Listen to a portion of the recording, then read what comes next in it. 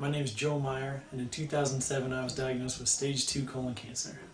I first realized something was wrong when I tried to donate blood at the high school I was teaching at, and they wouldn't let me because I was too anemic, which was unusual for me. So I went to my doctor, and it turns out that I was very anemic, so he ordered a colonoscopy because that's the only place I could have been bleeding out of. Cancer changed my perspective on life in a couple ways, I guess. First, I guess it took away my sense of invincibility. I don't know if I necessarily felt totally invincible, but I certainly felt like I had a long time to go. So I guess when I was faced with the prospect of not having a long time to go, it made me look at things differently. I've thought some about this, and you always hear about people that almost get in a car crash or their parachute doesn't open or something and they live, and then they think, man, I need to do all these things different with my life. And after I found out that I had cancer, and then after I turned out so far to be okay after having cancer, I didn't change a whole lot. So I think that for me was sort of an affirmation that the things I was doing were making me pretty happy. So I think I've just tried to do more of those things with my family and things with my friends that make me happy. My family and friends, I guess, probably because of my age mostly and because of my general healthiness, were pretty surprised, as was I. We had just found out that we were expecting our first son, our first baby. So for my wife and I, it was a pretty hard pill to swallow. We knew that it was going to take a pretty extensive surgery and maybe some chemo, and so we crossed our fingers first for the surgery, that I would just get to stay around a little bit longer. And then with the chemo, it was just a matter of getting through it while my wife was pregnant, which was pretty tough. But I did, and we had a little son, and he's turned out to be great. And it was a hard time for a while. It was a hard time for my family, also my brother and sister and my folks. It was just scary, and it continues to be scary because there's a chance that this was a fluke, but there's a chance that it wasn't, and that it's in the genes or it's in the family or something like that. And I think also, well, it's just, it's hard. It was hard to see me brought to my knees like this, and I think that people wish that it hadn't happened. But on the other hand, it's things being as they are and having turned out relatively well. We think that if I have the chance to stick around for another 30 or 40 years, it might end up being a good thing to have happened to us. Being a cancer survivor changes my daily life in that if things start to get tough, if I'm having a bad day at school or if I'm having trouble doing something, it's not too hard to think of a time when things were tougher. In a couple ways. One, for me it was pretty tough. It was pretty tough not being able to move very much after my surgery and having to learn how my new body worked after my colon was taken out. So that was kind of tough. But then it was also tough for me to go into the chemotherapy room every couple of weeks and look around at a whole room full of people who were doing a lot worse than me. So, as bad as I was doing, I knew all the time that there were a lot of people that were doing worse, probably that I wasn't aware of beforehand. So I think, all in all, it's changed my daily perspective, because I know that whatever I'm doing, whatever paper I'm writing, or whatever task I'm doing that I'm not particularly enjoying at the time, is just get through it. It's not like sitting in a chemo chair. Being diagnosed with cancer so young was mostly surprising. Surprising because when you're young, cancer seems like something you get when you're old, and you get it when you're about ready to die.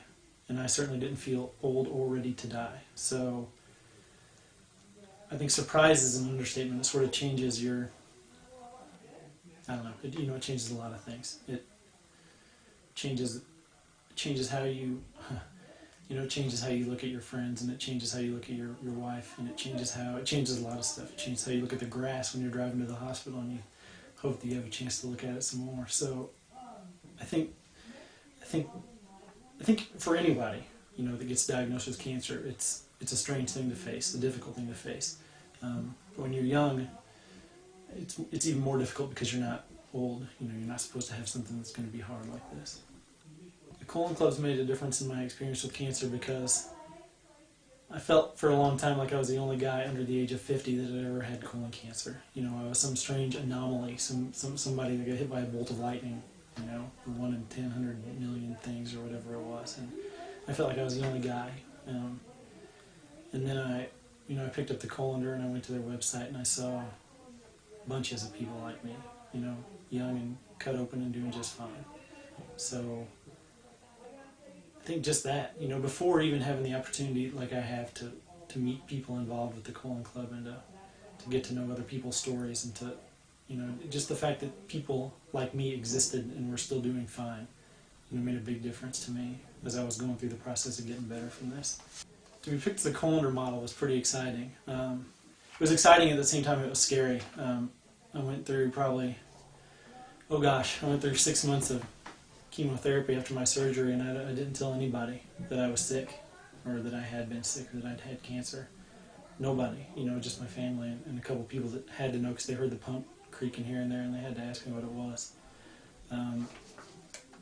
So to be picked was exciting for me because it was something that I really believed in and that I wanted to do, but it was going to be kind of hard for me to go from not telling anybody to telling anybody who happened to hit this right address on the web and to see me. So, but I think that, you know, part of the way I've started to get better about this in my head is by telling people about it. Because I think it's beneficial for me to talk about it and to acknowledge that it's happened and to acknowledge that it's something that's sort of ongoing in my life. But at the same time, you know, I think it's good for other people. You know, I've talked with other people that are going through a similar thing or know people that are going through a similar thing, and when I talk about it, then they hear what I have to say and they know that, you know, they know the same thing that I knew, that somebody else was going through the same thing. As I was being photographed, I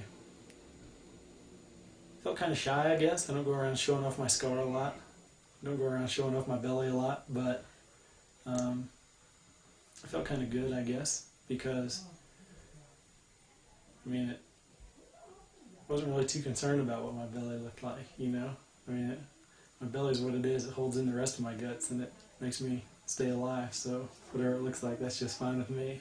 But it felt kind of nice to know that other people were going to be able to see it, so I guess that's the predominant feeling I had about that.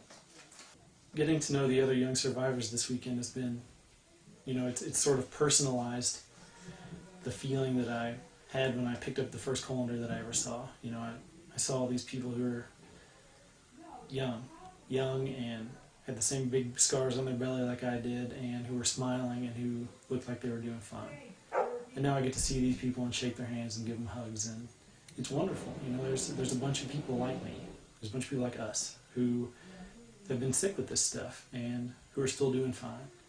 So it's been nice to walk around and talk with them and to know that there's a whole lot of other people who have a story like mine, and that, you know, there's not only are there resources available to help you deal with this stuff, but there's people. You know, there's people who are willing to talk about this now and who have helpful things to say, and it's nice to have people like that around. I think as a Colondar model, I hope to bring people some awareness of the fact that you don't need to be old to have colon cancer, and that also because you have colon cancer doesn't mean that things are over. You know, everybody always says that colon cancer, if you catch it early, you have a good chance of making it. And that's nice. You know, it's nice for people to say that, and it's nice to hear the statistics for whatever it is, but there's a while there where you feel like you're going to die. And sometimes people do. And I think what I can do is show people that sometimes if you catch this early, and if you take care of things the way you're supposed to and the way your doctors tell you to, that you're going to get a little bit more time, and that time can be just fine. You know, I'm not saying that I'm out of the woods, and I'm not saying that I'm the model way to do any of this stuff, but right now I feel pretty good, and you know, there was a chance that I wasn't going to, and now I do. So I think it's important for people to know that if you go through a time where you feel like you're not going to make it, it's good for you to know that there are people who have made it and who still feel good.